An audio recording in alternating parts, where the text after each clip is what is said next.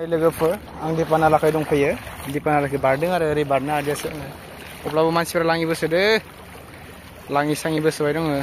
आं हायाखै ओरै बारनो लोगोफोर नायलांदो सिमेन्ट दैमानि स्राय स्राय बोहैनाय निजिराखौ नोंसोरो माबायदि मोनो नोगोद फल' हाबदो आयु सेन्देला नांथासिगोन बायदिसो मोनबाय आङो नाय लोगोफोर दिपानालाया इदि फैफेरनानै फैफेरखाबाय बारु इयावलाय मा दिमोललायलै हाबगोनसो नामा अ जिसिबिफोरा दाउला दोनो जुना हैद गोथौलाय माथो नै गोथौलाय एसे गोथौ माथो अन्थाइ लाबोदों एबार बोसोरनिया थरसे थरनै नै खासि हाग्रा बिबारफोरा बारसोलाजोबो गोजानावसै दलंखौ नायहरदो गोजाननि लकेसननिफ्राय गोजाननिफ्रायनो नाय मानसिजों मानसिनि लाङिबोनो फैसोदो एकदमबारे ओरैबायदि मानसि आरोना